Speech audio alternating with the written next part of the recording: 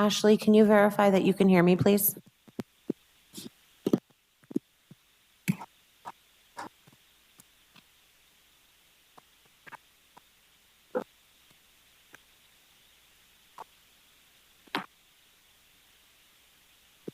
Thank you. You ready to roll? First time with the gavel. Good evening. I'd like to call the Planning Commission meeting of July 13th, 2021 to order. I'm Mark Kogler, the chair, and I'd like to welcome everybody back to Planning Commission Live. 16 months of remote meetings, and here we are finally face to face, and it's refreshing. Just a couple of other comments I'd like to offer before we get going here in just a moment. And one would be a big thank you to staff for everything you've done over these last 16 months, keeping us informed, answering our questions, which probably sometimes are silly questions, really helping everything continue to operate in a manner as normal as it possibly could. You've all done a great job. We're very appreciative of that. I'd also like, since we're face to face, to congratulate Commissioner Rob Covarrubias.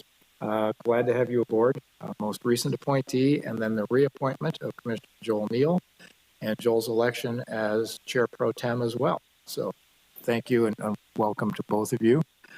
And then last but not least, I'd also like to thank Commissioner Jorgensen. Her entire term was served with remote meetings.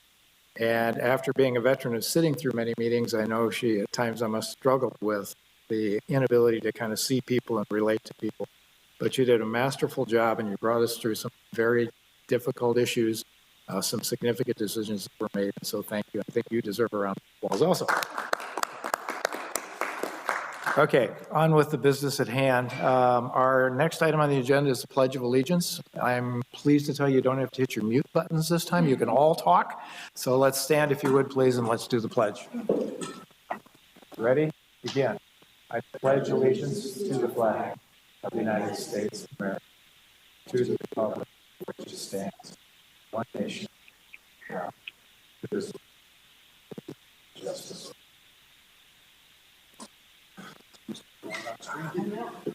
Thank you. Roll call, please.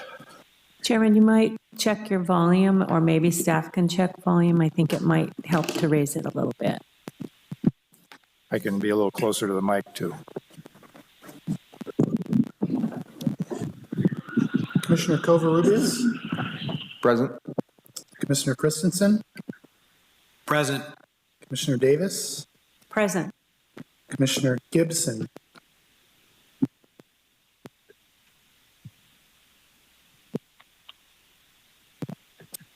Commissioner Neal? Present. Commissioner Jorgensen? Present. And Chairperson Kogler? Present.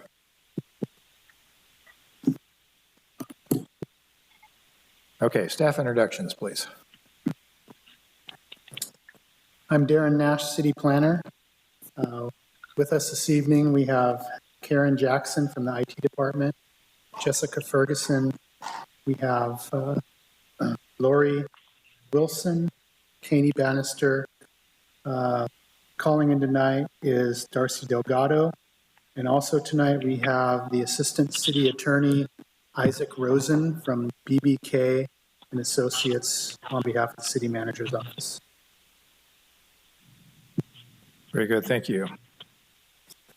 Next item is general public comments regarding matters not on the agenda. Do we have any of those this evening? There are none. Okay, we will move on then. Do we have any agenda items that are proposed to be tabled or rescheduled? No. Very good, thank you. Okay, item G on our agenda, we begin public hearings. We have two this evening. The first of those is a public hearing for a conditional use permit, Vena 31 Wine Bar, CUP 21-17, P21-0043. The property is located at 1244 Pine Street, APN 009-046-001, and the applicant is Ruben Anthony Arroyo. Do we have a staff report, please? Thank you. Good evening. This is Lori Wilson, Assistant Planner, and I'll be taking us through this first item on the agenda tonight.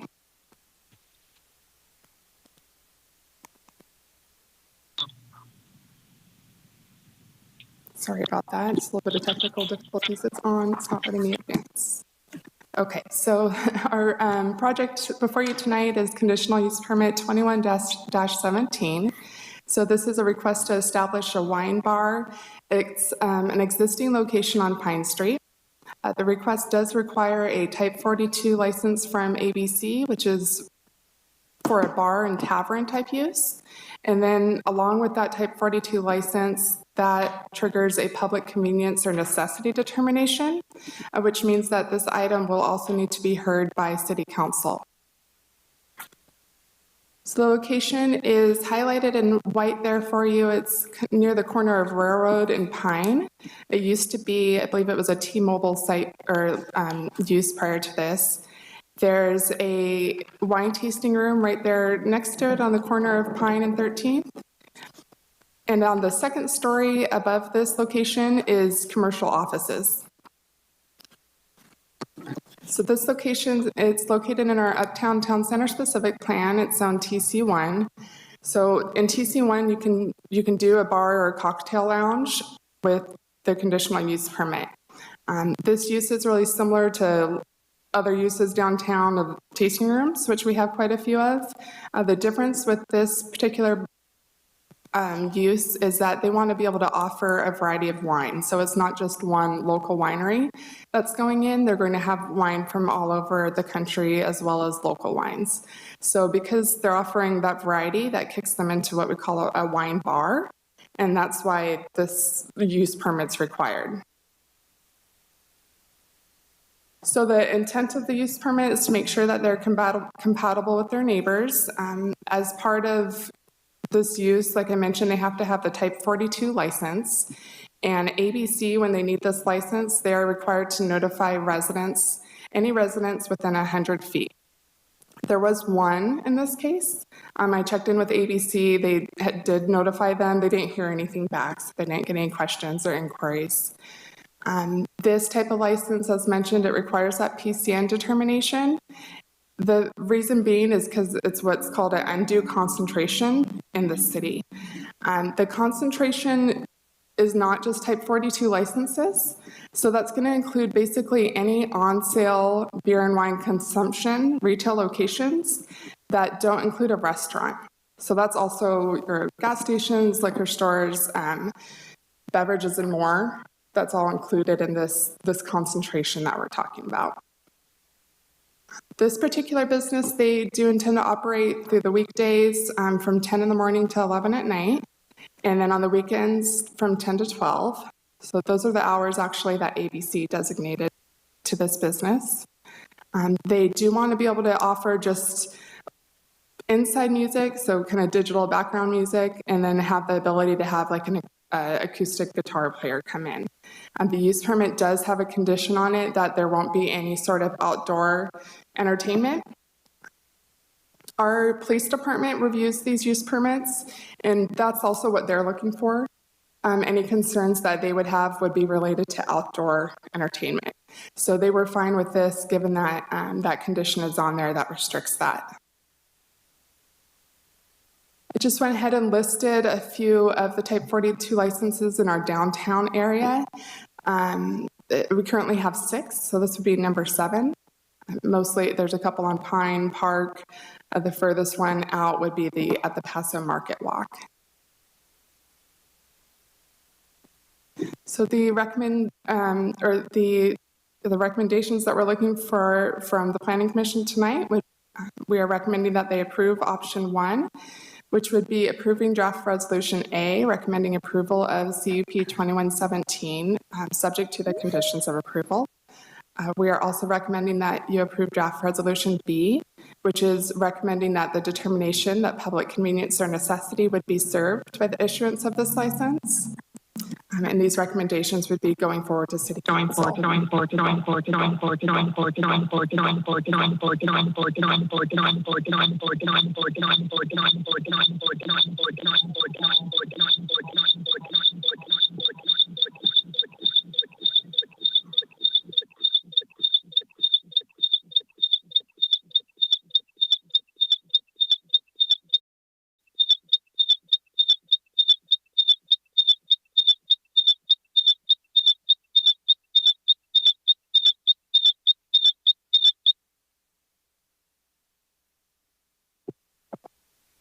Okay, sorry about that. So at this time, we'll go ahead and pass it back to the commission for any questions. We do have Mr. Arroyo, the applicant, on the line with us too, who's happy to speak a little bit about the project and answer any questions as well. Thank you. Very good, thank you. We will, as you said, move into questions by the commission members of staff. Would you like to start, Mr. Neal? I don't have any questions at this time. Thank you. Commissioner Jorgensen? Yes, thank you. I don't have any questions on the project itself. I have questions on the ABC issues, the liquor licensing. So thank you for the list of what constitutes a type 42. I had no knowledge about, I knew there were different kinds, but I had no knowledge about how that worked. So tasting rooms are obviously a different kind of license. Are there hours that they're allowed to be open different than these type 42 liquor licenses? I would have to verify that with the ABC. I believe there is a difference. Darren, do you have that knowledge? So the way we would adjust hours is through the conditional use permit. So depending on the type of establishment, the zoning code requires conditional use permits for different types of establishments. So if it's a wine bar, the wine bar use is grouped in with just a tavern. So whether it's serving beer or a wine bar, they're grouped in because it's not like a wine tasting room or a winery that sells only their brand. They have vineyards and they do wine tasting rooms. So once they get associated with the 42 license, the reason for the use permit is it becomes kind of a bar tavern type use. And that's what associates with the conditional use permit, where then the planning commission, along with staff, we can adjust the hours of operation. It does seem like the ABC has the ability to adjust hours as well, but generally they tend to be, I haven't seen a situation where there's been a conflict between the planning commission set hours and the ABC. It's usually on to like 2 in the morning or whatever. And I've seen with the conditional use permit, the planning commission say, this really should stop at 11. So generally, the city's review of it would be more restrictive time-wise than the ABC. Okay, thank you. And then one last question. This information may not be readily available, I don't know, but do you happen to know, as I understand that the request for the approval by the city of the either need or convenience requirement, and for the city to say yes, that we need it or it's a convenience to our city. As I understand, the ABC has expressed some concern about the density of the licenses in downtown Paso, and that request usually goes to city council, so we as planning commission are aware of it. Is that a new, not new to ABC, is that new to our city because we're getting so dense with licenses that ABC is requesting that a comment from the, or approval, whatever you call it, from the city, or has this been going on a long time? I mean, how dense does it have to be before ABC starts getting concerned, and where are we in relationship to that? And that may be too broad a question. Sure. And not particularly related to approving this project, but I think it would be good for us to understand a little bit about that. Absolutely. And so the need of going through for the public convenience or necessity has been going on for a while.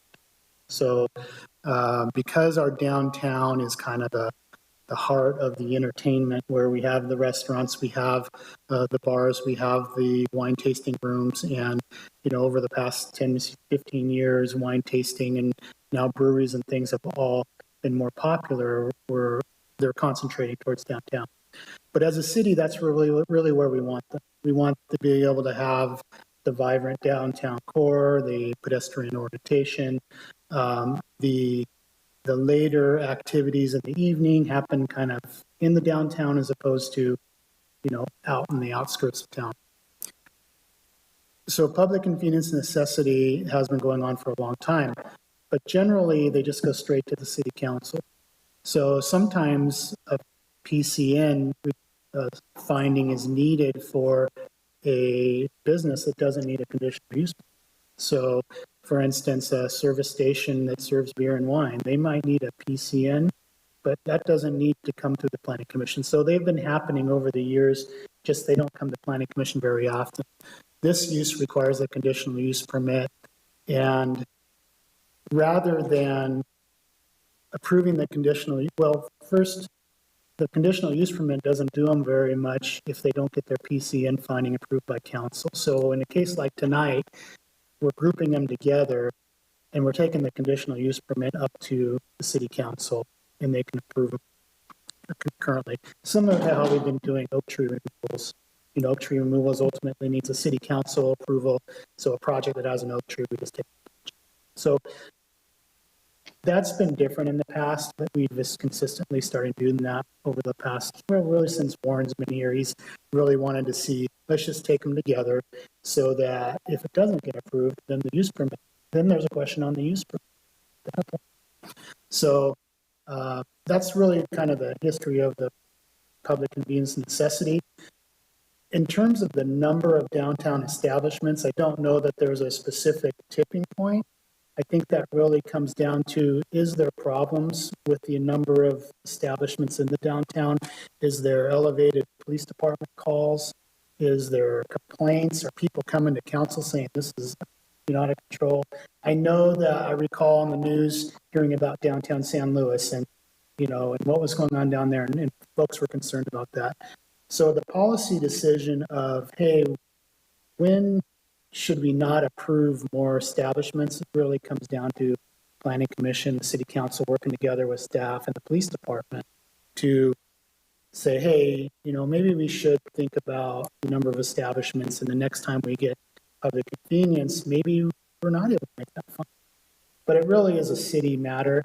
It's not something that the ABC is specifically concerned about. They're just required to let the city make a determination of what's happening in their town, as opposed to them being. Thank you very much. That's all my questions. Mr. Gibson, any questions of staff on this first public hearing item? No, I have no questions at this time. And then we'll let the record show that Commissioner Gibson is in attendance. Yeah, I apologize. I have to read everything, including the cover sheet, which I failed to do until the meeting started. Tried to listen to Lori on the way over. Thank goodness for internet on my Wi-Fi. Glad you're here. We won't tell you that we speculated that was what was going on. Commissioner Covarrubias, questions of staff? I do have a question. Just for clarity, there will be no food sold, right? Is that accurate? It's just beer, wine, that type of stuff? The applicant has indicated that they'll be selling food at all with this. Okay. So there's no restaurant portion of the use. Sometimes the tasting rooms will offer pairings here and there, and they have to get approval from the health department to do that. But it would just be, possibly I could see them doing some, light hors d'oeuvres type pairings with the wine at some point, but there's not a restaurant use with this. Use with it. Okay. So more of a comment, I guess. I'm just curious. I saw the hours of operation. Interesting if they don't provide any food and it's only beer and wine that they open at 10 in the morning. I find that interesting. Is there any ability to limit that? I mean, I know everybody always seems concerned about the late hours, justifiably so, but I think it's interesting that if they're going to sell alcohol, that they'd have the ability to sell it so early in the morning. Right, and they did talk about in their business plan that, and I didn't go into a whole lot of detail on the slide on that because the overall use is the same basically from 10 to 11 or 10 to midnight, they're a wine bar. The applicant can speak a little bit more to this, but part of their business plan is in the earlier hours of the day, so from 10 to 5. They want to have it more of like an educational experience, so they'll have different groups come in and have different local wineries or different speakers come and teach them how to taste. Their idea is to kind of have people start there at their location, learn about wine tasting, learn about the area, and then go out and do additional wine tasting either downtown or out at the wineries. And then from 5 to 11 or 5 to midnight on the weekends, it's the more of the wine bar type use as you would typically think of it.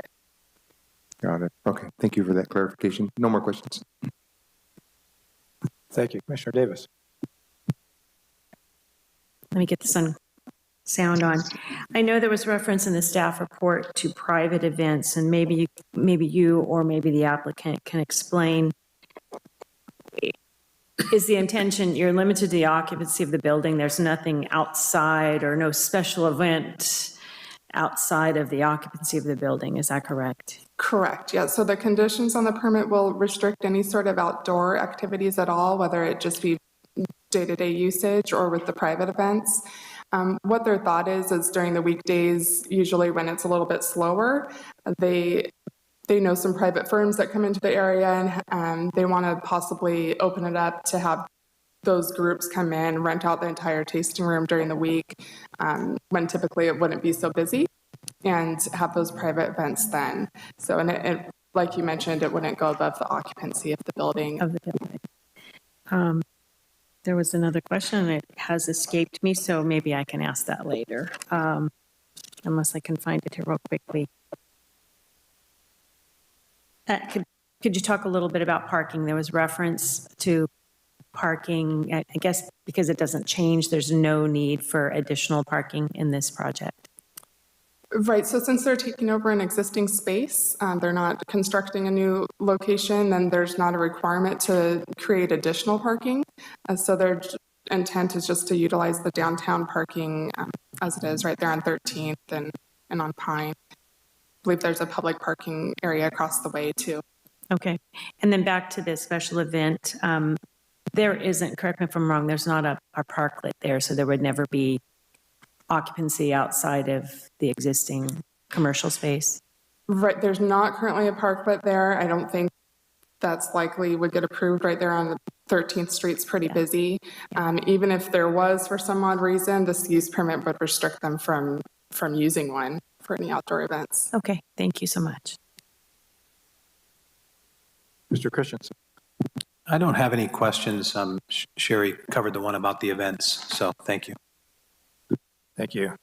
I have just a couple, and partially, as Commissioner Jorgensen stated, a little bit to the ABC for background knowledge as much as anything else.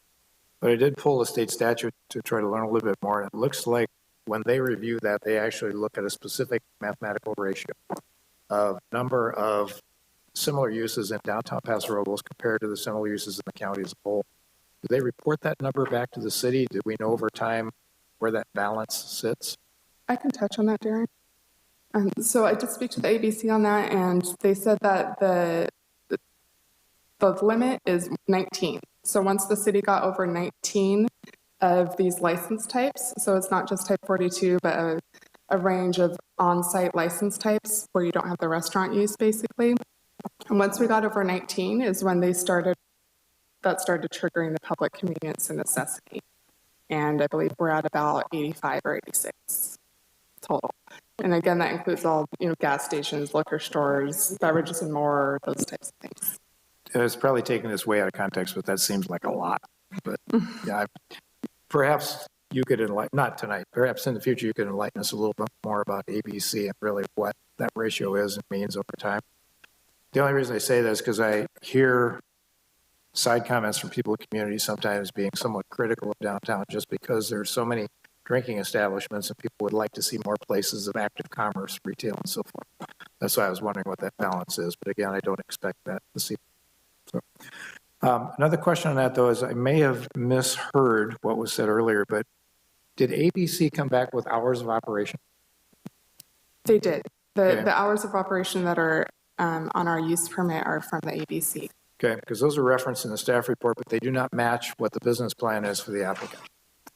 Cool. So what are we looking to prevail there? So I'm not sure what the business plan that was included in the staff reported request. The applicant at one point requested to amend their original hours that they requested, and they actually wanted to be open till midnight, 7 days a week. And so I spoke with the ABC to verify if they had any restrictions on hours, and they came back with limiting it to 11 p.m. during the weeknights. 12 p.m. on the weekends, and then there's an exception for New Year's Eve. So the applicant did over time amend things just to be able to give themselves flexibility, but it did end up being a little bit more restrictive than what they wanted. So presumably our packet had an older version because it terminated at 9 p.m. in all cases. It didn't go to midnight or even 10 p.m. So you're saying that there were some revised hours that are now reflected in what we see in front of us. There was, yes, I apologize about that. They requested to amend those hours as we worked with them over this application process. Okay, thank you. Then the only other comment was in the staff report, I didn't see reference to the DRC review, and I happened to be on DRC when this was reviewed. And one of the conversations we had, and the applicant can maybe address this, is we talked about the larger vans and things that bring groups of tasting customers in and park and drop off, and where would they go? And there was an expression that there is an empty lot behind this building that is owned by the owner of the building, and would there be the ability to use that at all for temporary storage of these kind of vehicles so they're not in the public streets? Maybe that could be addressed in the applicant's comments as well. Right, I know they did look into that, so I'll let them go into detail on that. The parcel behind this building, though, it is a separate parcel, and unfortunately, they don't have access or the right to designate any spaces for them. And so typical to any other tasting rooms downtown, and they'll be working with the different companies, with the limos and the buses to do the drop-offs, and then they're used to kind of going and parking elsewhere, so they're not taking up the paid parking spaces downtown. But I will let the applicant, I know they've spoke to some of those companies too, I believe, so I'll let them talk about that a little bit more. Okay, and I realize there may not be a legal right to that, but when it's under common ownership, sometimes bridges can be built between those two.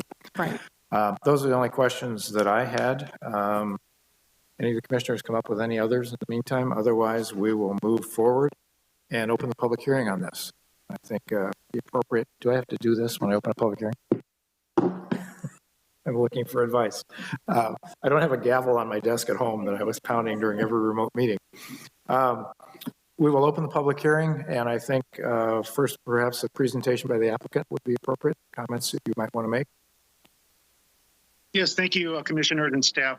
We joined the meeting late, little technology issues on our end. My name is Anthony Arroyo. I'm the applicant. I'm here along with my business partner, Raymond Fairchild. We thank you for your questions.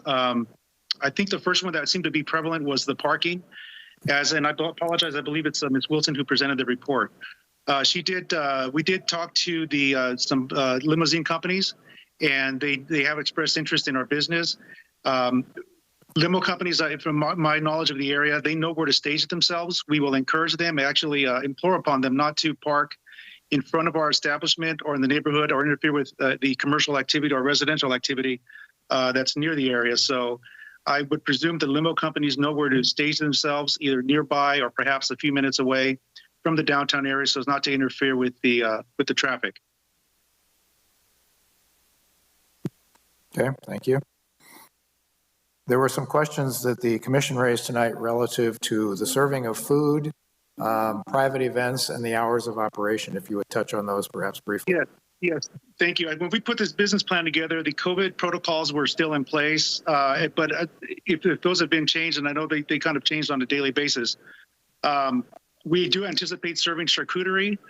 We know that certain foods enhance the wine and vice versa. So we've already been in contact with cheese and deli purveyors, and they are very interested in working with us in providing charcuterie boards.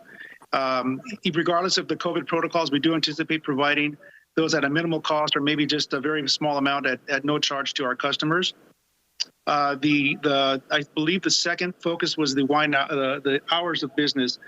A lot of interest once we started making this business known to friends of ours and associates in other businesses. They were very interested in renting out the wine bar.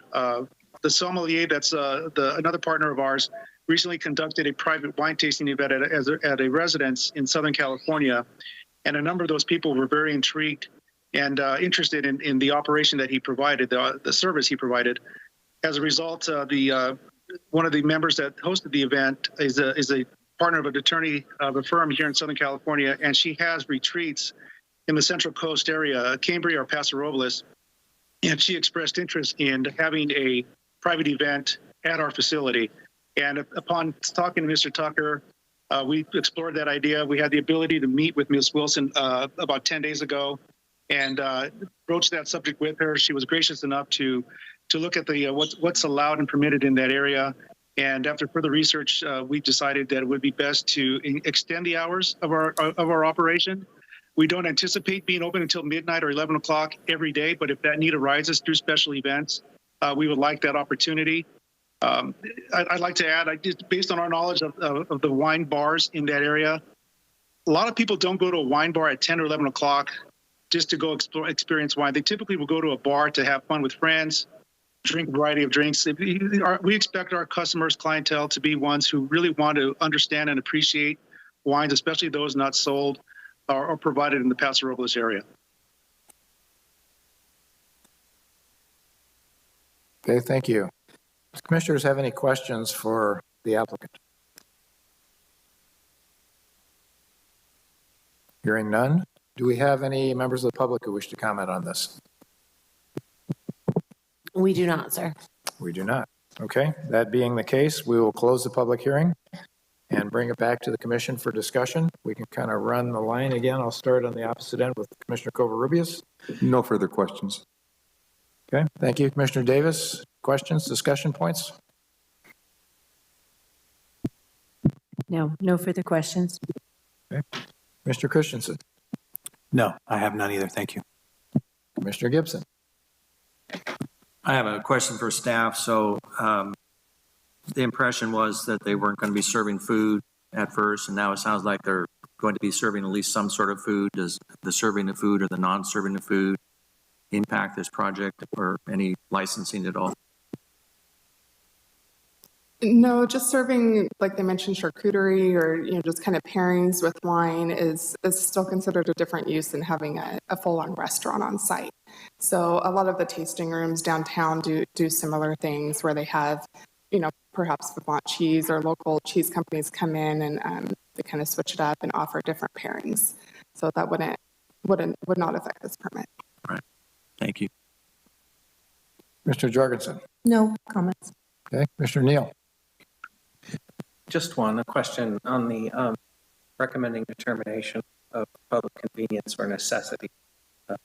Do we have to add the necessity as part of the resolution?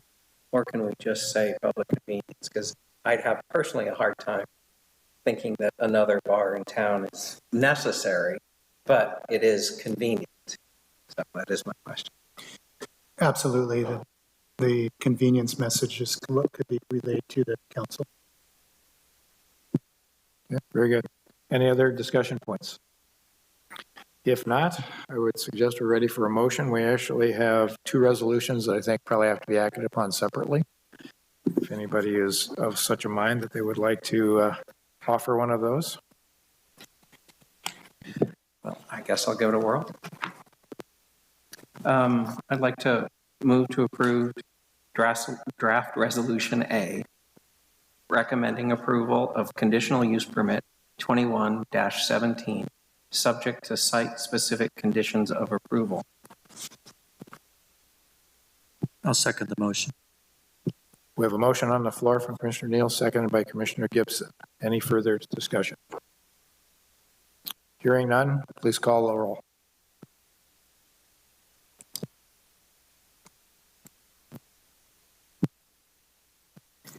Commissioner Neal? Aye. Commissioner Gibson? Gibson, aye. Commissioner Covarrubias? Aye. Commissioner Christensen? Aye. Commissioner Davis? Aye. Commissioner Jorgensen? Aye. Chairperson Coker? Aye. The record reflect passed 7-0. Okay, and we have a resolution regarding convenience. Mr. also. Chair, I'd like to make a motion.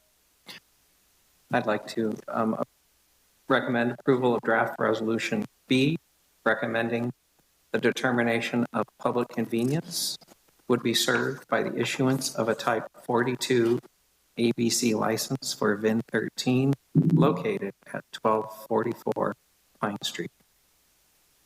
We have a motion. Is there a second? I'll second the motion. Seconded by Commissioner Gibson. Any further discussion?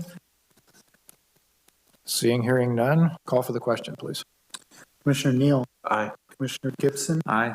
Commissioner Kovarubias, Aye. Commissioner Christensen, Aye. Commissioner Davis, Aye. Commissioner Jorgensen, Aye. Chairperson Coker. Aye. Passes 7-0.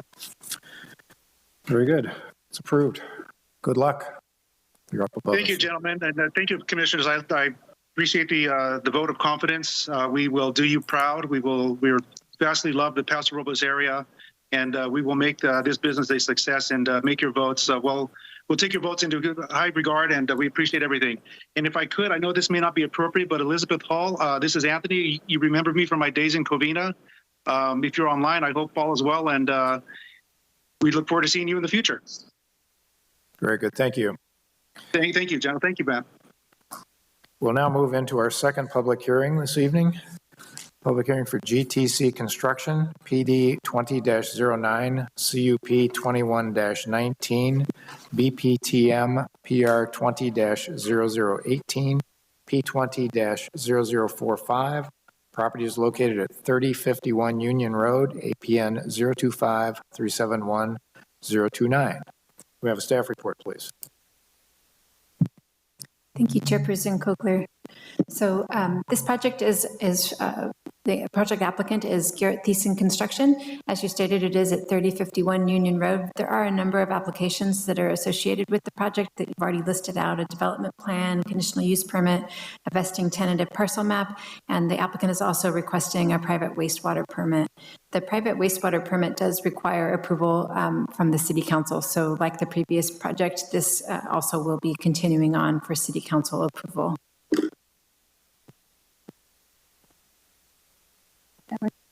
Oh, good.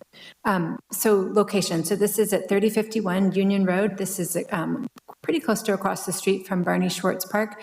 You can see the Paso Robles Sports Club there, right? And then the red line at the bottom right-hand corner of the screen is the city boundary. And so just on the other side of this property is county land. You can see that Huerero Creek runs at the northern boundary of the property. There are some anticipated changes coming to this area. This is a conceptual map of kind of where Airport Road is headed, Airport Road and Union.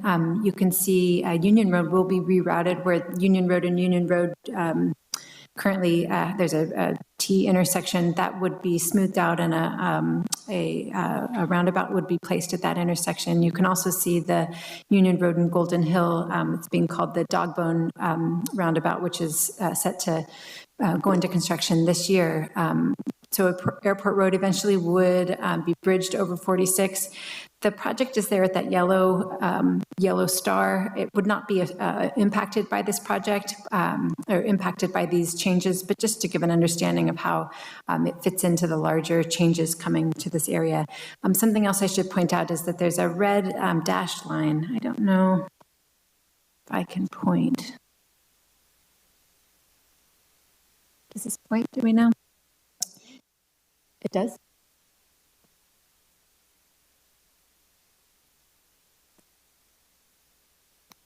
Oh, okay. So there is a green dashed line, planning commissioners might notice right here. So the sewer eventually is intended to be extended to this area to serve Barney Schwartz Park, the sports club, and whatever other development occurs here on Union Road. And so eventually the sewer is coming, but it's just not here yet. And so that's why the applicant is requesting the exception.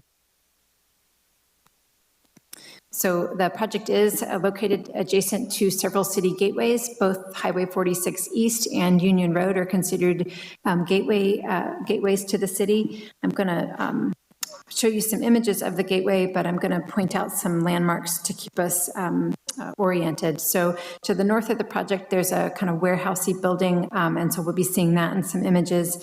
And then now down toward the bottom of the screen, the bottom right, that's the Vena Robles production facility that went in just a couple of years ago, and we'll look at some images of that project as well. So looking at Highway 46 East, the highway is elevated above the project site by at least 30 feet. I think it's probably closer to 40 or more. The Huerero, there's a large bank that's on the north side of the Huerero, and so the project is below 46 East. You're really not going to see it from from the 46 Gateway.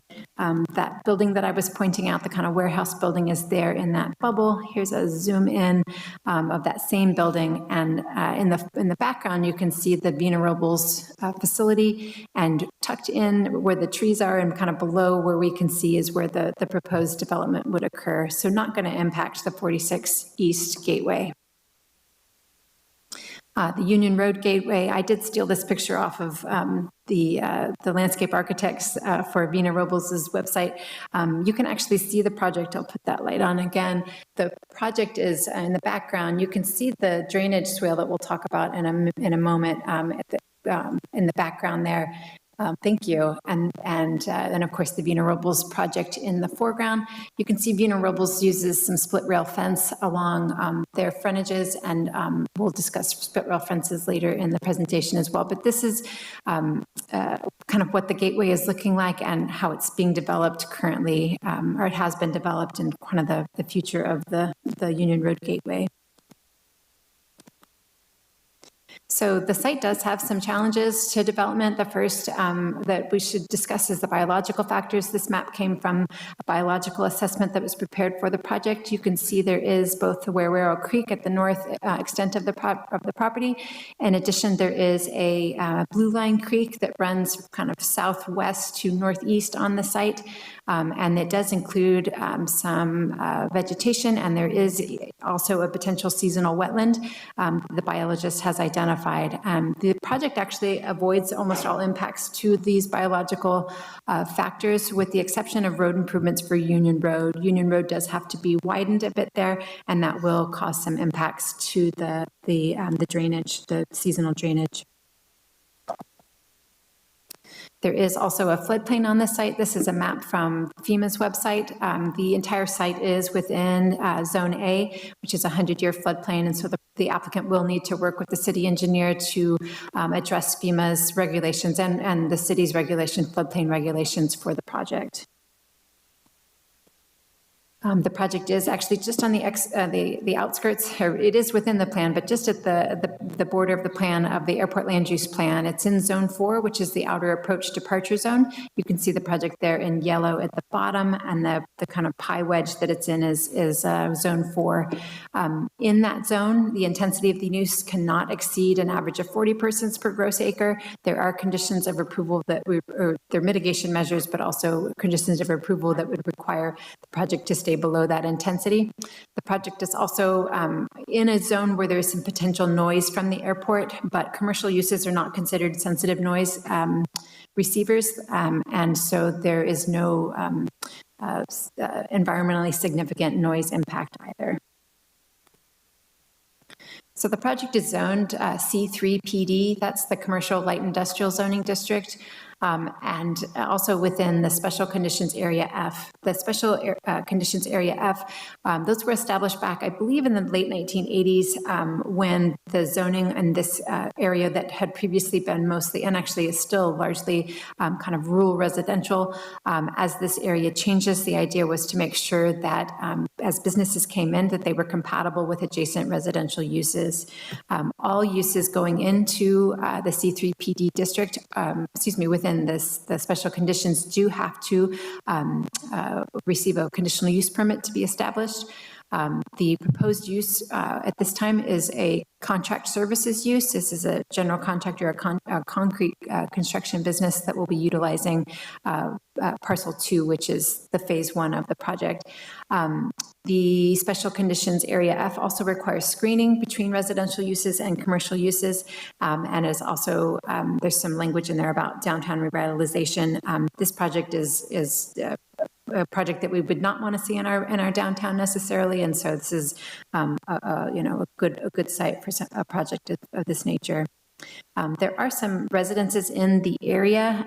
The closest is just to the east of the site. It's about 500 feet away. It is separated by a large grove of trees, and is no particular screening is proposed for that site. It is separated by distance, and the trees that are existing on that agricultural parcel that is actually in the county. To the northeast of the site, there are some additional residential uses. They're closer to Highway 46, and they're also elevated over the site, and so no impacts are expected and no screening is proposed for those either. So the first element of the project is to subdivide the land. We're now looking at the site rotated to the right, so you see north is off to the right, so Guerrero also to the right there. So the project includes Parcel One, which would be just over 3.5 acres in size. The applicant actually proposes to develop this site as phase 2 of the project.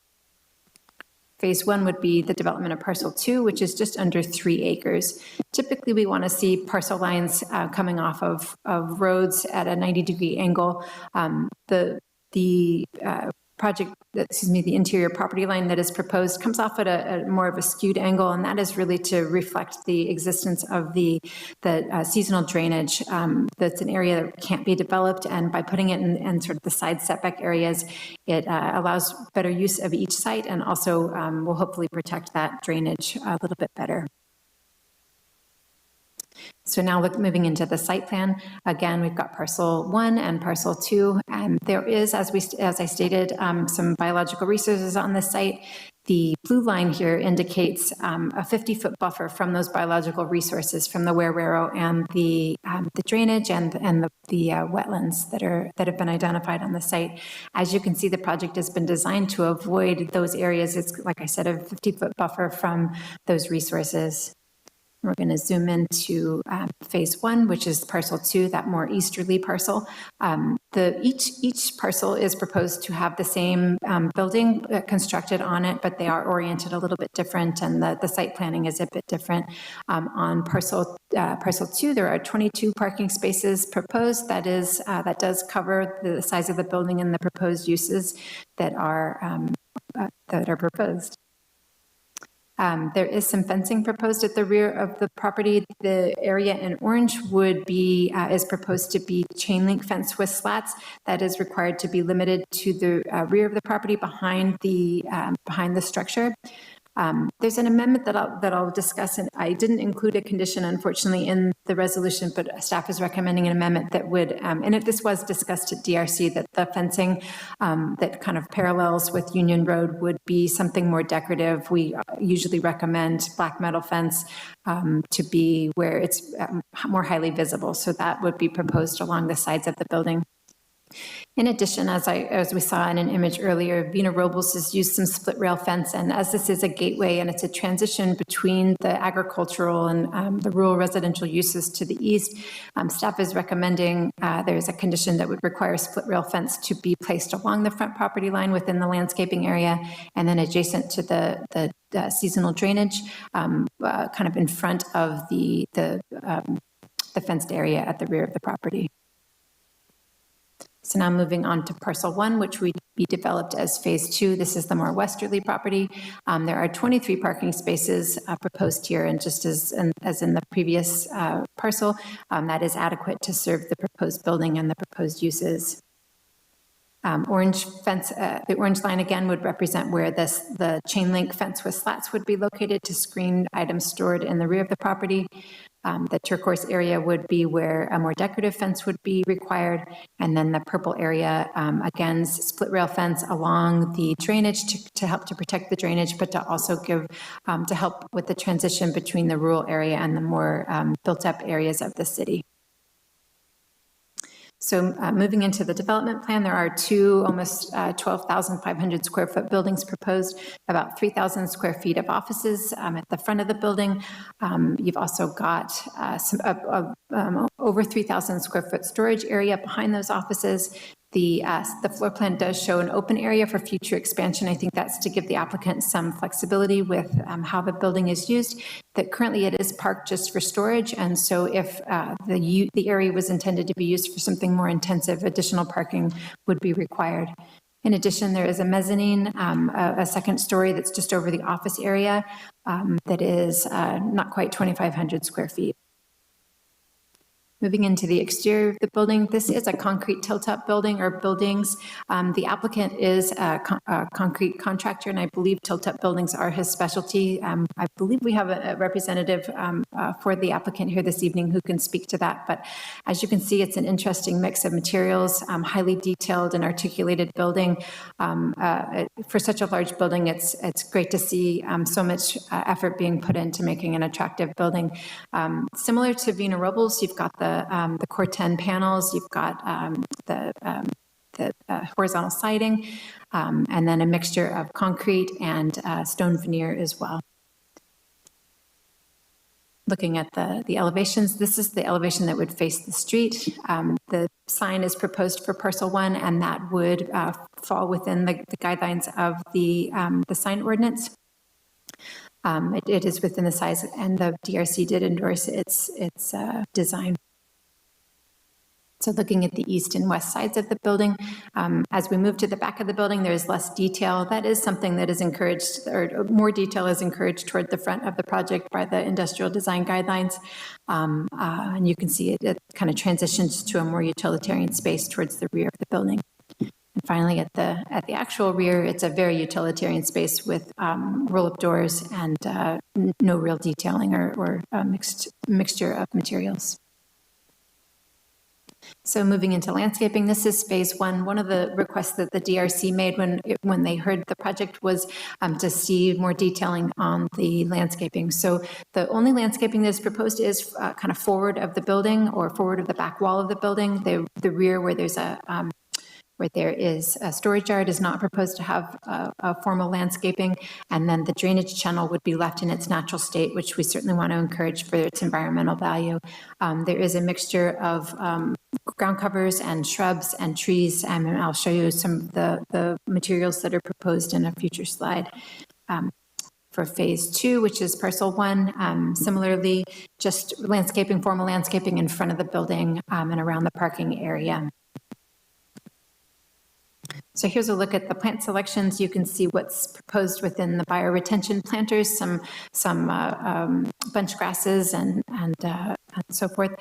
There's perimeter screening proposed along, mostly along the drainage channel. Those are the plants that are selected there. And then you've got some ground covers and more accent plants that are proposed there over on the right side.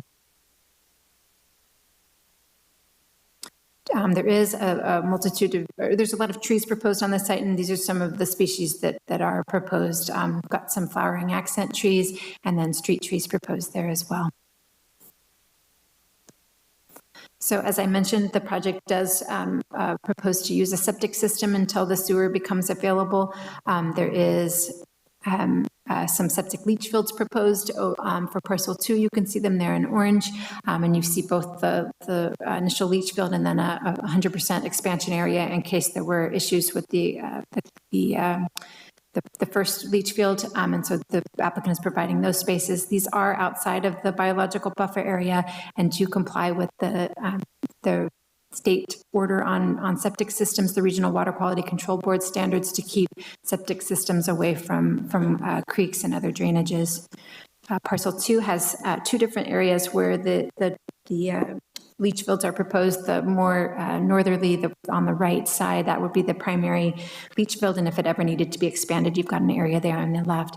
This is really an item that is for the consideration of the City Council. It's kind of a larger policy issue. The Planning Commission can certainly weigh in, but that ultimately is the City Council's decision of whether or not to allow new development on septic. And I should also say there is a condition of approval that requires the applicant to stub in a sewer lateral from the project all the way down to where the Paso Robles Sports Club is, which is where the sewer is expected to be extended as a part of those larger infrastructure improvements that I showed towards the beginning of the presentation. So there are three resolutions for your consideration this evening. The first would be to recommend that the City Council certifies the proposed mitigated negative declaration. This is the document that was prepared in order to comply with the California Environmental Quality Act. We're actually still within the circulation period, which began on July 2nd and will continue until August 1st. As I stated, the project will ultimately be approved by the City Council, and so that will happen after August 1st. Commissioner Neal did propose some amendments to the resolution. These occur on page 35 of your agenda packet. Essentially, the amendments would acknowledge the fact that the circulation period has not concluded at this point, and so your decision, your recommendation this evening is based upon the information that we have to date and not on anything that might come in after this meeting. So the findings that the Planning Commission must make to recommend, ultimately it's the City Council that would be making the finding, but these are the recommended findings that Planning Commission is making, that the environmental document was prepared in compliance with CEQA, that there's no substantial evidence that the project will have a significant effect on the environment when the mitigation measures are incorporated, and finally that the MND does reflect the independent judgment and analysis of the Planning Commission. There are mitigation measures to address 6 different potential environmental impacts. Because this is at a gateway, there are some potential aesthetic impacts, and there's a mitigation measure related to fencing. Air quality during construction is a potential impact because of the proximity of Barney Schwartz Park, and so there's some dust suppression mitigation measures proposed. As we've already discussed, there are some biological resources on the site, and there are mitigation measures associated with those. The hazard that is anticipated is actually the potential hazard is related to noise from the airport and the density of the project. And so those, the density of the number of people that can be on the site per acre is, that's the mitigation measure for the hazard.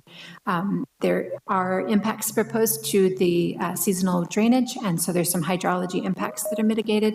And finally, we did receive some correspondence from some of the local Native American tribes, and there was a request that the ground disturbing activities be monitored, and so there are mitigation measures requiring such. The second resolution for you this evening would be Resolution B, which would recommend the City Council approve both the plan development and the conditional use permit. Staff is recommending an amendment. Inadvertently did not put a condition that would require the fencing along the sides of the buildings that parallel the street would be that black metal decorative fencing. And so staff is recommending a condition be added to make sure that that is clear. Findings that need to be made for these 2 different applications that are reflected on Resolution B are there's a whole host of findings, but here's some sort of highlights. The project needs to be consistent with all the different applicable plans, which include the general plan, the zoning ordinance. This is also subject to the industrial design guidelines. Because of its location, it's also subject to the airport land use plan, the gateway design plan, and the purple belt plan. And the Planning Commission would be finding that it is consistent with all of those different plans, that the project has accommodates the aesthetic quality, it has a high quality of aesthetics, that the project is compatible with its surrounding land uses, and that it's compatible with the existing scenic and environmental resources of the site.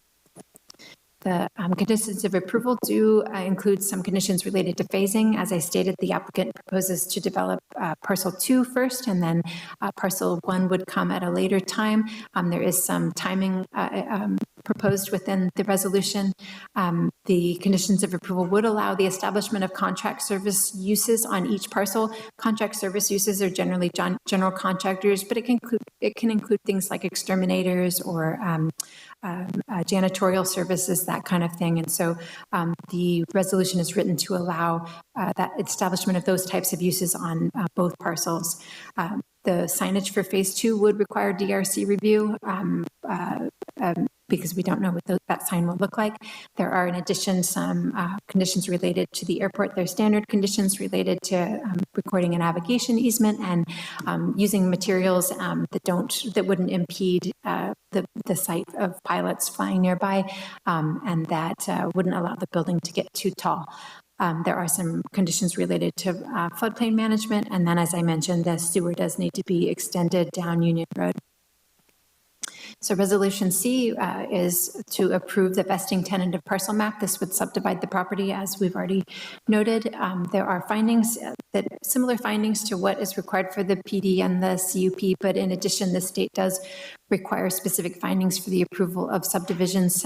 They are that the project would maintain and enhance significant natural resources on the site, that the project is designed to be sensitive with the site and the surrounding area, that the design and density is compatible with the character of the neighborhood, and finally, that the project is consistent with the purpose and intent of the Subdivision Map Act and would not be contrary to the public health, safety, and welfare. So these are findings that by approving the resolution you would be making this evening.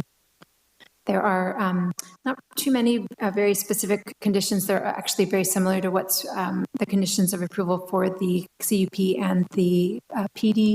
Again, those airport conditions are in the resolution, floodplain, and then each parcel would be required to install frontage improvements at along Union Road.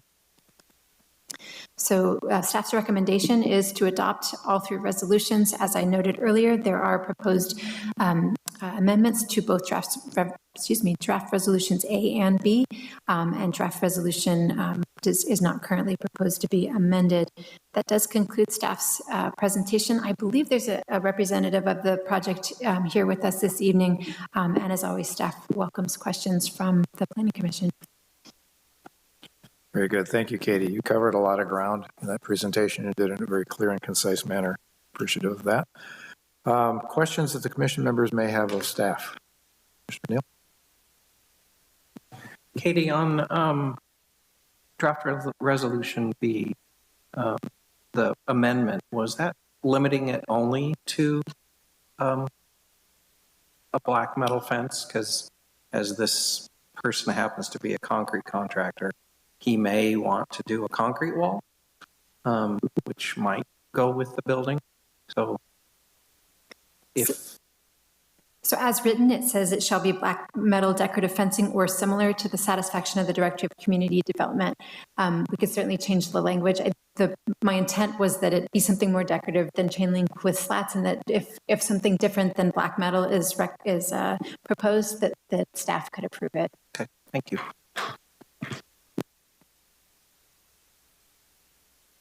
Commissioner Jorgensen, questions?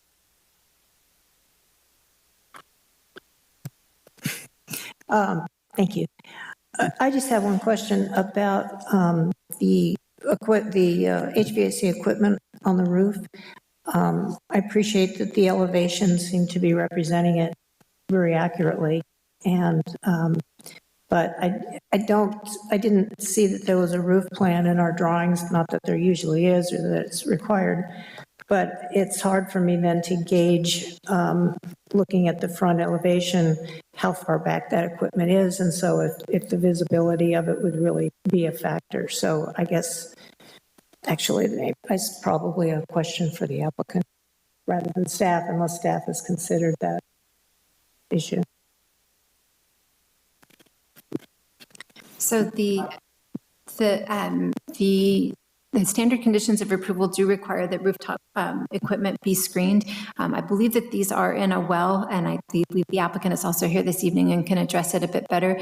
I think that sort of I think the applicant can discuss it best. You can obviously see the equipment peeking up over that well. Okay, so we'll wait for the public comments. Mm-hmm. Thank you. That's all. Thank you. Would it be the preference of the commission to actually have the applicant join the discussion right now and kind of click off some of these questions as we go, rather than just staff? Anybody object to that? I would offer opportunity for the applicant to step up to the podium and join the discussion as it's appropriate. When staff can't field a specific question, perhaps you could chime in. Thank you. I'm actually not the applicant. I'm a representative for the applicant. I work for the architecture firm that we did the plans. So the rooftop equipment is actually no longer happening. That is now all going to be on the ground towards the back of the building along the sides. So that rendering there, unfortunately, is an old rendering. So there will be no rooftop equipment at all on the building. So, and to answer the question about I think you had the question about the black fence. Part of the reason why We want the black fences for security. He has got a gate that kind of secures that back area for all of his storage and equipment, so. Thank you. Yeah, my point was just not to limit it to the black. Sure. If I could ask a follow-up question on the HVAC equipment. If it is now on the ground, we don't have that in our site plan, is it going to have enclosures? Where is it? Is it visible from the street? Is it possible to bring up a floor plan? I know it's not there right now in the plan, but.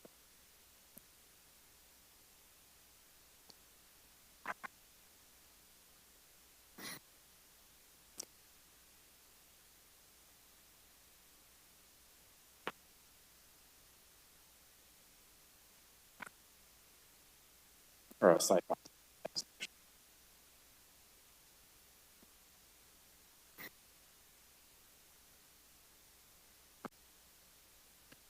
There you go. And sir, can we get your name? I'm sorry. I'm Josh Gardner. And you're with? Harris Architecture. Josh Gardner with Harris Architecture. Thank you. So if you look at the parcel that's outlined in red, for example, that's phase 2, but they're the same on both parcels. Along the sides of the building, there is essentially a planter area, and we're going to be pushing the condensing units that are required for the mechanical towards the back in that planter. So currently we do not have anything shown around that, but we definitely can screen them as needed. But that's where they'll be located. So on Parcel 1, you'll notice that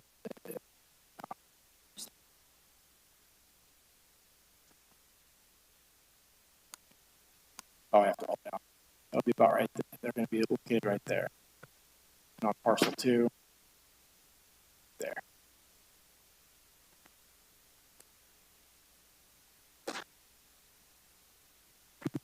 Any further questions? Okay.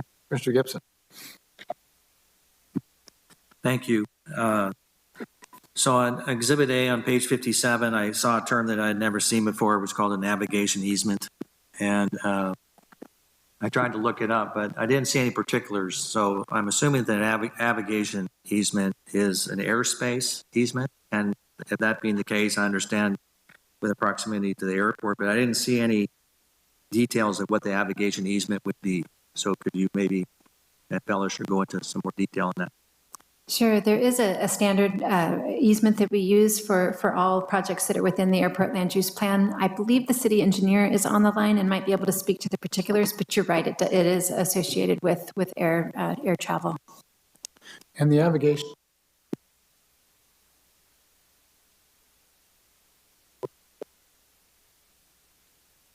Subdivisions, when there are changing of legal descriptions and title reports and things, the easements are put on there so that new development is understanding that the airport is being protected, and if the airport gets busier over the years and more frequent flights or possibly noisier aircraft, that it's protecting and understanding that there will be aircraft. I was kind of guessing that would be the case, but does the easement say that the aircraft can be like over a certain height over the building, or is it strictly just an airplane flying overhead at any level? Is there any particular limitations to what this easement is, or any more descriptor as to what that easement is that they're giving? So again, the easement would be on the property and for owners to understand that the airport is near and there's going to be aircraft. In terms of how high a aircraft can fly off the ground or those types of things, that would be more under the operations of the airport itself and how the different areas and flight paths and things of where planes are coming in and approaching.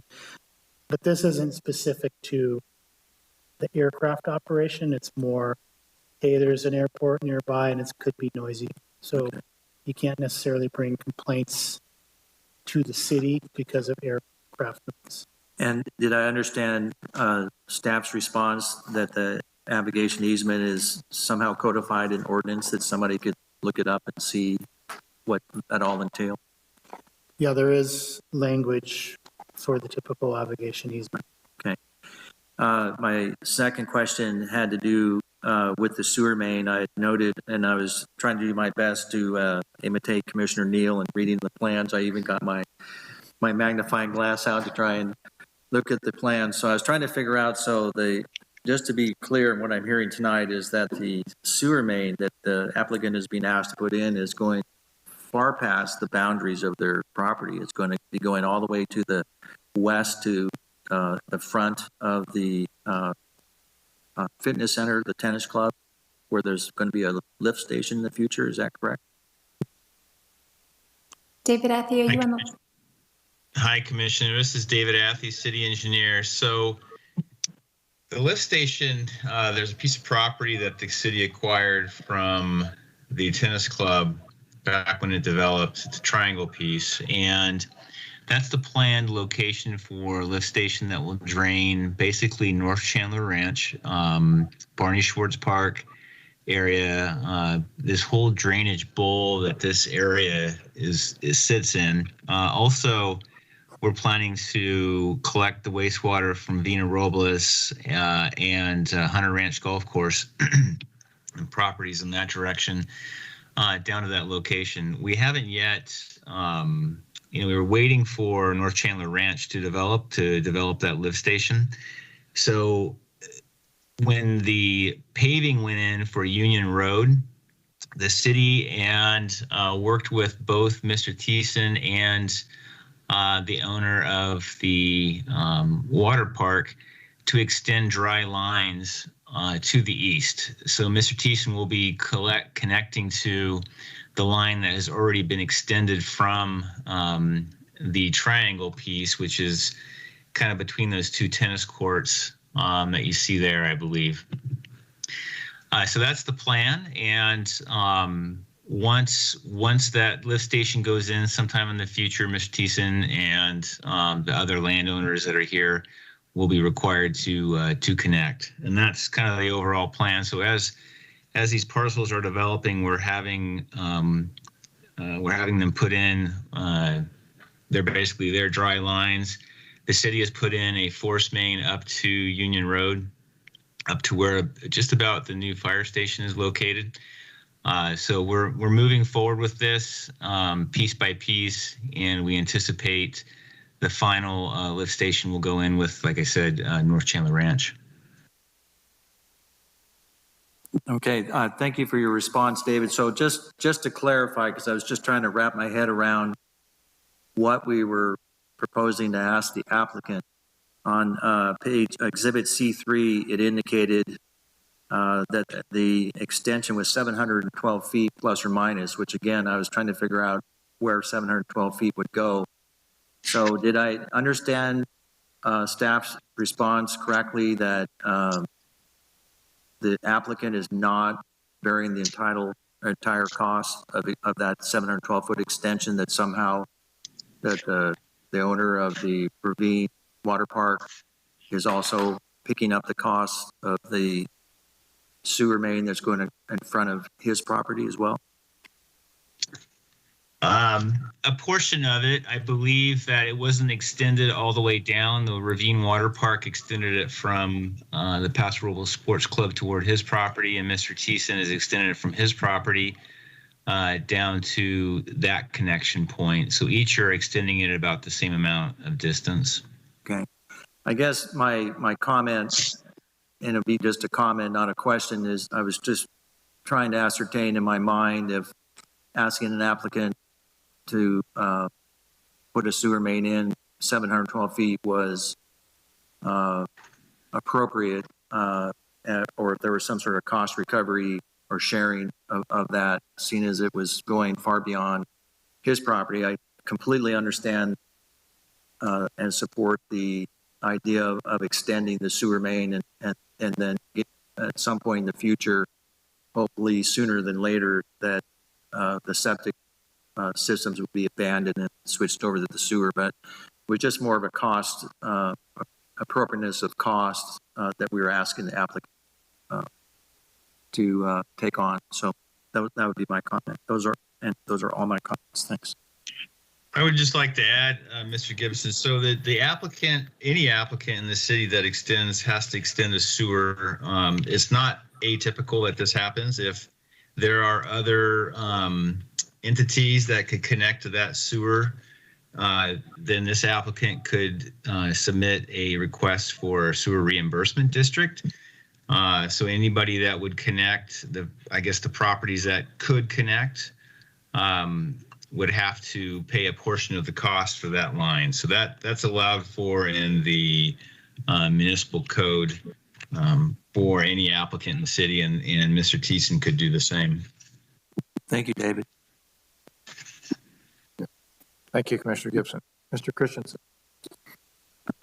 Thank you. I just wanted a refresher, Katie, if you can remind me. I was on DRC when this came through, so I feel pretty familiar with it. I just didn't remember the split rail fence. Was that something that staff added recently? I mean, I like the idea, but I just was curious. Yes, in preparing the staff report and all the presentations, I was reading more into the gateway plan and the purple belt plan, and there really is a lot of planning that has been gone into making a transition between the rural area into the more more developed city. And so the idea, like I said, Vena Robles has used the split rail fence. It's specifically mentioned in the gateway plan that split rail fence is a good material to use to give it a more rural or agricultural feel. And so, yes, it was a recent, you're absolutely right. That was a recent addition. Yeah, because I didn't remember that in DRC, but I like the idea. I'm sure it's a little extra cost, but I do think it will define it well. Can you bring up the plan with the overlay with the site plan with the landscape and that image, please? So this is Parcel One. So is that Union Road down at the bottom there? That's correct. Okay. So if the applicant or the representative of the applicant wouldn't mind, on this slide, can you show me roughly where you're talking about moving the HVAC and the other systems? I think it'd give me a better visual if I can see more appropriately. Oh, the green button. Oh, sorry. Back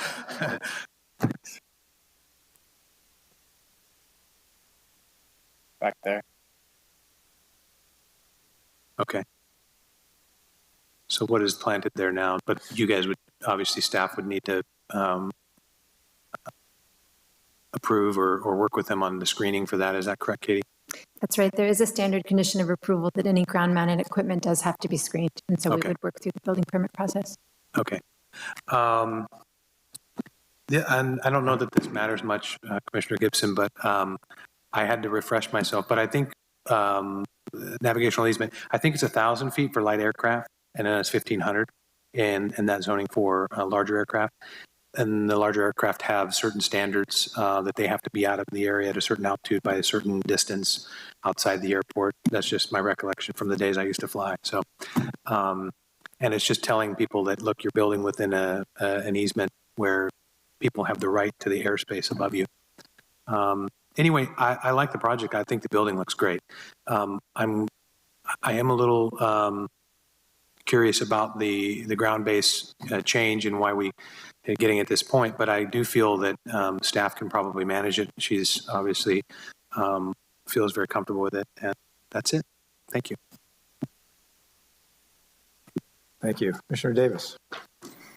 Yeah, I have a couple questions, I think mostly of staff, maybe one for the applicant's representative.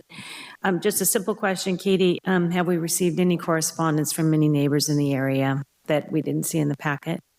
No, we have not received any comments. Okay, and how have they been identified? So we retrieve local neighbors' information from the assessor on a regular basis. I believe it's done every quarter. And so neighbors within 300 feet have received a notice of this meeting. So that means the residents, the one, probably the Paso Robles Athletic Club. Absolutely. I'm trying to remember. I don't believe it went north of highway, the the ring went north of Highway 46 East, but it did capture, I think, all of the residential properties between 46 and the Werrero. Okay, so I just wanted to see if there was any feedback that sometimes we don't hear in our hearings, and just wanted to know if anything came in late notice. My second question is, should this plan development be approved here tonight, does the building on Parcel One come back for Planning Commission or DRC approval, and what exactly would we be looking at? So if it came in as a building permit and it looked exactly like what we see tonight, you would not see it again, is how the resolutions are currently set up. If it were to come in with some minor modifications, we might take it to DRC and see if the DRC felt like it was in substantial conformance. If the DRC thought the changes were too significant, or if staff just automatically thought that the changes were too significant, then it would come back for an amendment to the plan, to the development plan. Okay. And my third question is kind of about the business and about water and water use. I know it's a concrete contractor, and so in my mind, concrete means water intense, but from what I'm reading into this, and I just want some clarification, that as a contractor, the intensity of use would be off-site. It would be wherever they are working. Is that correct? I'm thinking about groundwater. That's also my understanding. Obviously, the applicant's representative can speak more to it if he has more to add, but I did ask specifically of Mr. Thiessen, and he does pour the walls on site, so you're right. That's what I want. That was my next question, because I know there's a portion of the development that happens on site, and so is that water intense? And then secondly, is that all inside or is that outside of a building? That construction process was my follow-up question. So my understanding is that the site that we're considering this evening will be used for offices and to store material and to store equipment. The construction and the mixing and creating and pouring of concrete happens on site where construction. So during construction of this site, of course, there will be some concrete being poured. But once construction is complete, that the construction activity will be happening on site where the new structure is being created. Yeah, off this site. Yes. Okay. Let's see, I think that pretty much covers it. I might have another question here hidden. And I think we had some clarification on fencing. And I think that's all for now. Thank you. Mr. Covarrubias. Thank you. So Katie, just clarification. When you say significant changes, would something like HVAC being removed from the roof and installed on ground be something that might cause it to come back to DRC? I don't know. I think if they were proposing new roof-mounted equipment that was really tall and and was way out of scale with the building, and staff was uncomfortable with it, that we would likely bring that back to the DRC if we couldn't come to some agreement with staff. Moving it to the ground is actually preferable. It's easier to screen. It's less visible from a distance, and so certainly moving it to the ground is preferable. And there's actually a standard condition of approval that requires roof-mounted equipment to be screened. And so moving it to the ground eliminates a lot of problems. So something that small would not bring it back to the DRC. Changes to materials, minor changes to the footprint. They were making significant changes to the landscaping plan. If it is unrecognizable to what you're approving tonight, obviously there's some level of discretion, I obviously haven't served on DRC too many times, but we do bring projects back, not that unoften when it comes in for building permits. As the designers dig into the details, things have to move, things have to change. And if staff is, if it's defining significant is obviously a challenge, but we do frequently bring things back to the DRC for your review again if something changes. Okay. And a good example is the project you have before you tonight is a subdivision. And with subdivisions, we like to bring those to the Planning Commission with a development plan that shows here's why it's being subdivided, and help the Planning Commission make a decision and justification for the lot sizes, access, those kind of things. So in order to get entitlement for both parcels, they provided enough site planning and architectural information that gives us a good basis for here's what's being proposed to be built at this time. things may change, and now that there's a subdivision, owners could change. That's the whole reason for subdividing. It could be that this parcel 1 or 2 or either of them gets sold to somebody else who comes in and says, you know, this is way too elaborate for what I would like to build. I'd rather build a standard metal building with chain link fences and put my sign on it, start my business. That would be something that they'd have to get a permit for. We would look at it at the staff level. We have to go back, look at the conditions of approval, which say projects need to be substantially compliant with the exhibits, which are these exhibits. We go through that. If it's minor, if maybe a few windows are changing or a few materials, we can review it at DRC. But the whole change with a different owner, we may need to come back and admit it. And that's how Katie has put the exhibits together and the conditions of approval together. But it is common that from these plans we see here, when they start getting towards construction drawings, there may be some things that change because of things happening inside or different codes change, where there may be a little bit different that we can bring things back to the DRC if necessary, or if we need to kick it up to Planning Commission, because it really isn't the same. We can do that too. Really appreciate that clarity. Thank you both. Question, at the beginning it was mentioned that the street would be widened. So I assumed it's going to be widened from the county line, which seems to be the end of the property. How far go in the other direction? Is it required just to go to the property line? Yes, just on their frontage. Just on their frontage. Do we have any type of requirement on what that widening must look like? In other words, sidewalks, bike trails? Yeah, there is a standard section for this type of road. The city engineer can probably comment better, but yes, there will be full frontage improvements with sidewalk, curb, and gutter, and then the road gets a bit wider so that Union Road fits within that accepted section for this road type. David, feel free to contribute. Yes, Commissioner Covarrubias, on page 117, there's a typical street section. And that comes from our circulation element, and basically the plan we have for all roads in the city. And so they've shown that on their plans. And we anticipate that when the property to the south across the street develops, then they will complete their half of the improvement. So they've shown that on their plans and meet our requirements. And to answer your other question, it does include curb, gutter, sidewalk. Perfect. Okay, no other questions. Thank you. Thank you. I have just a couple. Katie, in your presentation, you commented that the city engineer will work with the applicant on floodplain issues. What does that mean? Is that establishing finished floor elevations? Are there any look at displacement of storage, flood capacity kind of issues? And maybe this is a question for Mr. Athey since he's on the line, but a little bit comment on what that means to work with them on floodplain issues. Yeah, so Chairman Kogler, the municipal code has a whole section that deals with floodplains and what the city requires. So for instance, this is a Zone A floodplain, which requires the building to be elevated 2 feet above the base flood elevation. FEMA gives us very I wouldn't say detailed, but very specific requirements for determining what that base flood elevation is. They have 2 different methods that they will accept. So their engineer, I've been in contact with him, Tim Roberts, and he is aware of that.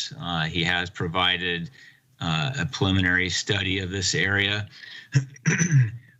in order to establish that base flood elevation. Zone A, by the way, does not have base flood elevations. It's just an area of widespread flooding, which you can kind of see on there. It's a wide swath that comes down through the Wero. Now, this doesn't mean that every part of that blue that's shown on the screen is actually correct. That floodplain could actually look much, much different. What it signifies is FEMA's best effort to map the floodplain in this zone. However, it's often wrong because they can't take into account every hill and rise in this area. So in working with the applicant, we'll be determining, one, they have to do a flood elevation certificate. That is required no matter what. And then two, depending on what their lender, this really gets into lending and flood insurance. Depending on what their lender wants, they may have to do a what's called a letter of map revision based on fill. Could be a letter of map revision. It just depends, regular letter of map revision. And that would actually change what you're seeing here and better delineate the floodplain. That might be a little more expensive than what they want to do. However, flood insurance is expensive. So that's when I say I'm going to work with the applicant to determine what they need based on the FEMA requirements. It is a fairly straightforward process to do. It's important that, however, that we do it and complete it. Thank you for that clarification. Answer your question? Yes, very much so. Thank you. The other is just a minor technicality. The conversation has been on fencing, and split rail term has been used. And I assume the intention is to match the fencing that's at the Vena Robles facility, which you had a picture of. Split rail fence has a number of different definitions. Some of it is very rough sawn materials. So I wanted to make sure if we're matching that fence, we somehow need to stipulate it's that fence type. That's my only other comment. The amendment is currently written as just split rail fence. We can definitely refine that if you have a preference. I don't think the intent was necessarily that it be the exact same product as what Vena Robles is using, but something that looks agrarian, and certainly refinement to that amendment is welcome. Okay. Otherwise, I trust staff will certainly take a look at that when it comes in at the time. Okay, we need to open the public hearing.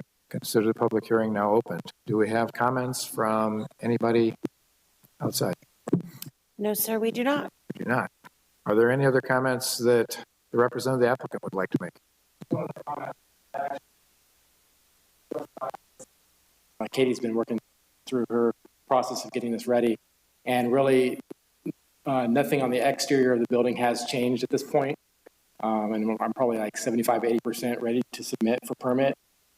There's some minor things on the inside of the building, some wall shifts and stuff like that, as you guys indicated. But so far, it's exactly the same. Obviously, with the cost of construction, and after we go, it gets bid out, there might be some tweaks. But at this point in the game, it's exactly the same building. So, thank you. Okay. With no further public comment, we'll close the public hearing and bring the item back to the Planning Commission. Any other discussion points? Commissioner Covarrubias. Just one last comment. I think the building is really, really nice. I think you guys did a great job with that design, by the way. Thank you. Yeah, very well. Thanks. No other comment. Mr. Davis? Yeah, I would agree with that comment. I was very impressed with what I saw. I'm not sure. Can I ask staff a question again? Okay.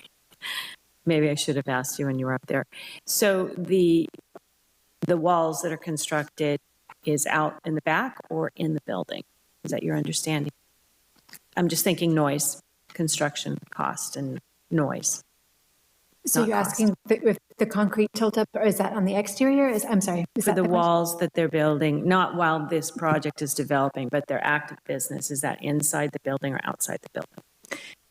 So when they're pouring the walls, I mean, they make the building. So they typically, Mr. Gardner can, I'm sure, speak to it better, but my understanding is they put in the foundation and then there's forms made, and then those literally get tilted up. They pour concrete within forms, and then those literally are tilted up to make the building. So they would be outside the building because there would be no building until the walls. And can you kind of explain where in the site plan that occurs? Is it right behind the building, or? Essentially, right there, the walls are, the floor. So just for clarification, Commissioner Davis, they're speaking of constructing the walls to construct this building. I'm talking about their business outside of this project. Correct, and I don't think that's the intent. I don't think that they're building any concrete walls on site to truck to a different project. This is just the office quarters and the equipment and some materials probably in the yard. But I don't think that they're Precast, they're not precast. Okay, anything for. okay, thank you. That answers it. Thank you, There Darren. may potentially be building of forms on site. That may happen for larger projects. They may build the forms and truck the forms. Just trying to understand the activity behind the building. Thank you very much. Commissioner And Christensen? just to clarify, for activities out in the yard area, because a lot of times even loading of vehicles on trucks and different things can make some noise. Our noise ordinance would address activities out in the yard area, hours of operation, times, that kind of. Any further discussion points? I don't think I have any. I like the buildings. I think it looks great, and I appreciate that they revised their landscape plan to add some more landscape. I think it's going to be important because of where they're located. Other than that, I don't have anything else. Thank you. Mr. Gibson? I had the opportunity to be on the DRC when this came through and give my input then. And Garrett Thiessen was there in attendance online and answered a lot of questions. I find this a very attractive project. So many times we see large commercial buildings and they kind of want to do the minimalist approach. And this is like the opposite. This is a very attractive project in my mind. So I really appreciate the effort and the architectural style, especially as has been indicated, this is basically the gateway coming in on that road. So I think people are going to come in and see Barney Schwartz Park on one side and this on the other, and they're going to go, wow. So I think it's a really good project. Commissioner Jorgensen? I have no problems. Commissioner Neal? My only comment would be echoing what I heard. When I went out and looked at the site, I was reminded of the quality of the Vena Robles building, which is one of probably the better developed properties in this entire community. Sets the bar pretty high for Gateway, and I think when I looked at the agenda and saw contracting business, my first thought was, ugh, really? Then I looked deeper into it, and you did a marvelous job, I think, bringing forth the articulation materials and things that really complement the Gateway area. So I think this works very well. I certainly favor the project. Okay, we are ready for motions. We'll take 3 in this particular case. The first one is on the negative deck, and I believe it's one that was enhanced by some suggestions from Commissioner Neal. Therefore, it might be appropriate if I ask him to make a motion. There you go. I'd like to make a motion, Chairperson Coker. I'd like to move approval of draft resolution A, recommending the City Council certify the proposed mitigated negative declaration, including changes to items as proposed in the staff report. We have a motion. Is there a second? Second by Commissioner Christensen. Any further discussion on the motion? Seeing none, I would ask staff to please call the roll. Commissioner Neal? Aye. Aye. Aye. Commissioner Davis? Aye. Commissioner Jorgensen? Aye. Chairperson Coker? Aye. Commissioner, we omit Commissioner Commissioner Gibson also votes aye. I knew I missed one, sorry. It's unanimous. Okay, next item before us would be Resolution B, which addresses the PD and the CUP. Do we have a motion? I move that we adopt draft resolution B, recommending the City Council approve plan development 20-09 and conditional use permit 21-19 with amendment. I have a motion. Do we have a second? Second for Commissioner Covarrubias. Any further discussion? If not, again, staff, please call the vote. Yes, Commissioner Neal. Was that amendment regarding the fencing and the Yes, my black understanding metal is, fencing and the split rail fencing? yes. That was my understanding too. Great, thank you. Okay, back to staff. Commissioner Christensen? Aye. Commissioner Covarrubias? Aye. Commissioner Davis? Aye. Commissioner Gibson? Aye. Commissioner Neal? Aye. Commissioner Jorgensen? Aye. Chairperson Coker? Aye. Passes 7-0. Very good. And then the third resolution before us is C, dealing with the tentative parcel map. Do we have a motion? I will motion, this is Commissioner Covarrubias, I motion adopt draft resolution C recommending the city council approve vesting tentative parcel map PR 20-0018. I'll get in there with a second. We have a motion.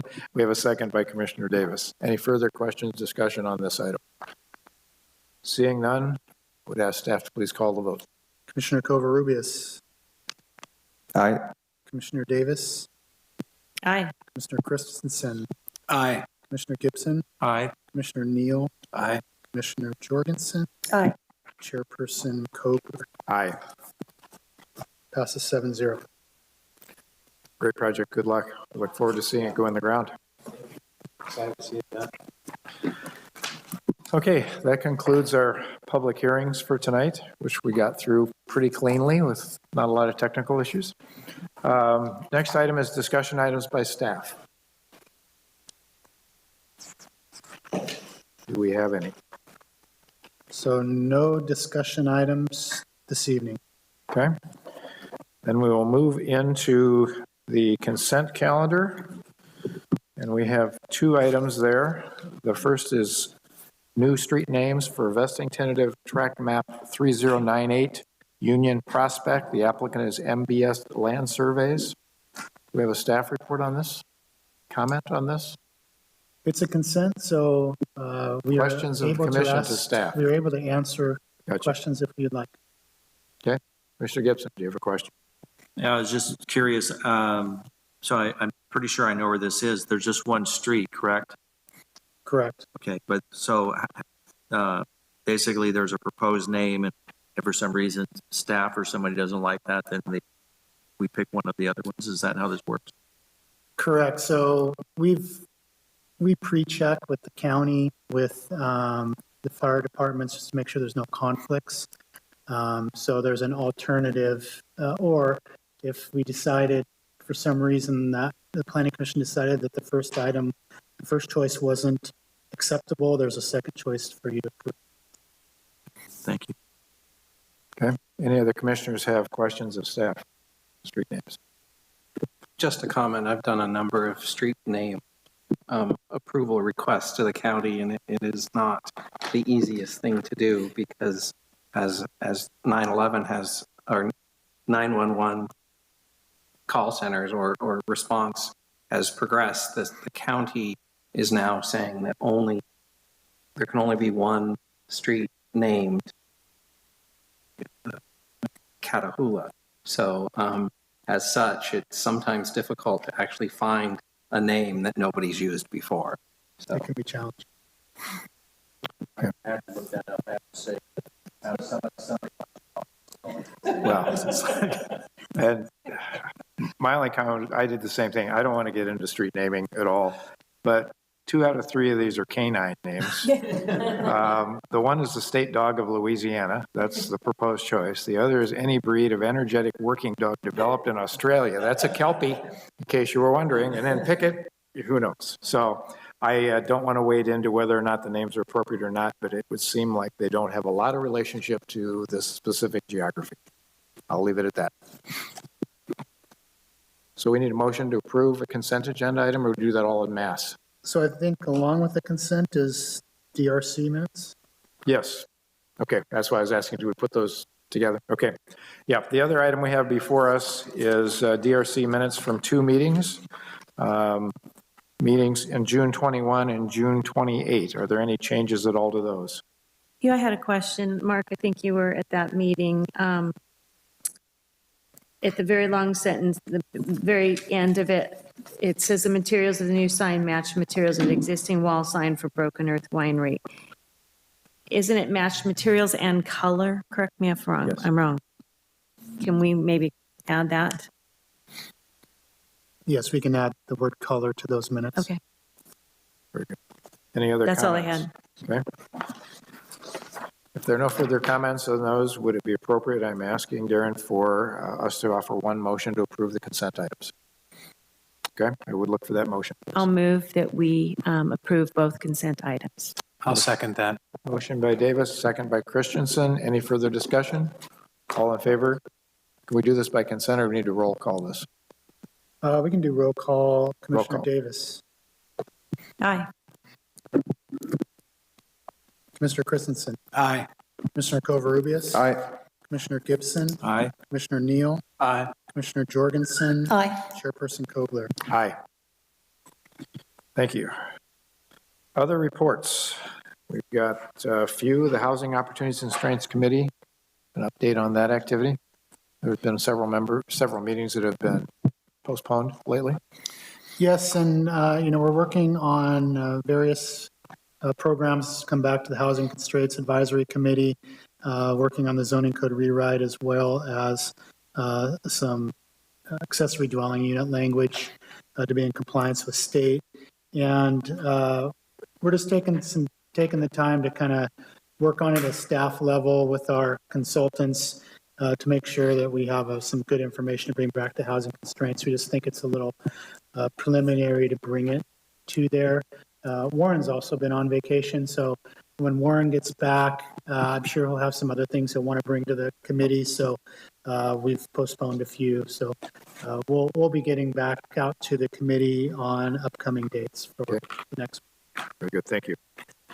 The second one is the Railroad Street Ad Hoc Committee report. And Commissioner Jorgensen gave one of those at the last meeting, and I hope you all remember it because we really haven't done anything since that time. So that's current, but it's not to say that we're standing back and being complacent, because on July 28th, the committee will meet next at 10 o'clock in the morning here at City Hall for a live in-face meeting. So again, July 28th, 10 a.m. DRC rotation schedule. Is in there any issues, problems, any conflicts anybody has that you want to note for the good of the order right now? Looks good. Okay. Next item on the agenda is Planning Commissioner's comments. Our opportunity to comment on a variety of things. We'll start in the middle this time. Mr. Christensen, comments. I just wanted to say, again, thank you to staff. When we were doing the Zoom meetings, you guys kept things rolling pretty well. So I appreciated that. And it's kind of nice to actually be back in the room with everyone here to get to see you guys again and see your faces. That's all I have to say, but thank you. Okay. Mr. Gibson. I just have basically a question. Some of our reading material that came through our email was discussing a program called the Pro-Housing Designation Program. So I was just wondering if that is something that staff would like to comment on, or is that something that we're thinking of pursuing or are pursuing? I'll have to follow up on that and bring you back some more information at the next I'll meeting. leave you what little I have. It's basically indicated that if we do this designation and it opened up on June 30th, that we get a preference for certain grants and other activities that are available to us. So I'll leave you this information. I'm not a real expert. That's why I'm asking. So it is on staff's radar. The building official in particular has been tracking that one. okay. Thank you. Okay. Mr. Davis. No, I just want to thank staff as well. And I echo everything you said, Ty. It's good to see everybody in person again. So that's it. Thanks. Mr. Jorgensen. I have a question on a project update to staff. Can you tell us what is going on with the liquor store that we approved at Spring and 13th? The old couch potato building. It looks pretty. It's my understanding that they were going to have permits issued soon. Maybe Jessica could give us an update. We're still working with the applicant and the architect on finalizing their building permits for approval. They have received a separate permit to do some slight demo work in preparation for the interior work, but we're working with them. I believe we met with them just today. So we're hoping to get that project moving forward very quickly. Good, thank you. That's good news. A couple of weeks ago, I probably for the only time in my life was driving up the alley behind it and stopped to watch a homeless man moving the porta potty all around the parking lot. It reminded me how neglected that project was. So that's good news. Thank Mr. Covarrubias. Again, thank you to the staff. Really well done tonight with the presentations. Really appreciate it. No other comment? Mr. Neal? No comment? I just have one. I would request that agendas in the future include an update on the Paso Robles Street that we've been talking about in kind of a concept form, either as another report item or as a staff comment item, just to keep us abreast of what's transpiring there. So I think that's another important initiative we're looking at that needs to occur. I have no other staff comments. So just a reminder that there will not be a second meeting in July because of the fair time. So your next meeting will be on August 10th. Other than that, I don't have any further staff comments unless anyone else has. Appreciate everyone being here. It's nice to see everybody, and I didn't have to say you're on mute one time. Great. So thank you. Okay. All that's left is a motion to adjourn. We need one. So moved. Building erupts with motions. All in favor, aye? Aye. Great. Thank you. We stand adjourned. So just a question, are we leaving